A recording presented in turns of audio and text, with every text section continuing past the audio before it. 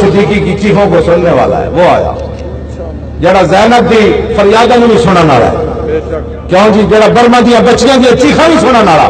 اور دیکھو دیکھو کون آیا،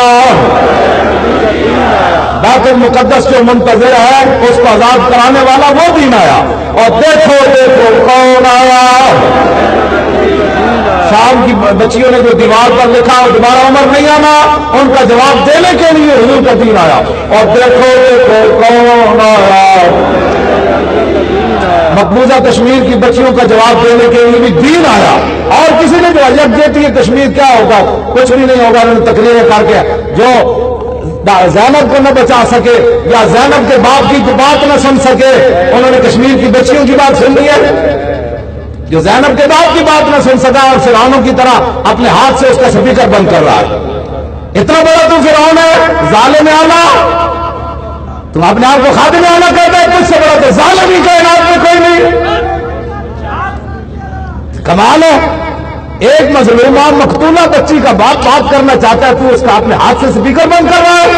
بتاؤ اتنا بڑا مظلومہ بچی ہو، اتنا بڑا مظلوم باپ ہو اور وہ اس کی بات سننا گوارا نہ کرے، اور مجھے اور آپ کے بارے میں وہ کیا خیالات رکھتے ہو؟ بس کرو، حضور کے دین کی بات کرو۔ دیکھو دیکھو کون آیا، ہاں یہ صرف اسلام ہی گل سن سکتا، کیوں جی یہ حضرت عمر ہی گل سن سکتے۔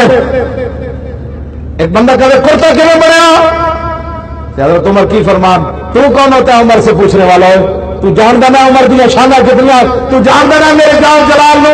حضرت عمر اپنی تقریر بند کر دیں، خطبہ جمعہ بند کر دیں، بندہ اتنا بات پوچھے تجھ سے تو اس نے پوچھا ہی کچھ نہیں، وہ تو اسپیکر میں بات میڈیا کے سامنے کرنے لگا تھا، تو ظالم اس کی بات نہ سن سکا۔ یہ کائنات میں اسلام ہی ہے جو سیدنا صدیق اکبر کو یتیم بچیوں کی بکریوں کا دودھ نکالنے کے لیے بھیج دیتا ہے۔ ہاں یہ صرف اسلام ہے کہ بچے رو رہے ہو تو حضرت عمر کی پیٹھ پر بوریاں لاد کر اسلام ان کے گھر پہنچوا دیتا ہے۔ ہاں یہ صرف اسلام ہے، اس کی بات کرے۔ ہاں میں نے کبھی بھی نہیں کہا بات کی مولویوں کو لے آئے، پیروں کو لے آئے، کسی کو بھی نہ لے آئے، محمد عربی کا دین تخت پر بٹھائیں۔ تو کلے کی آواز پورے مجمع تے باری ہے۔ ہاں ہاں اللہ تاری آواز کو سلامت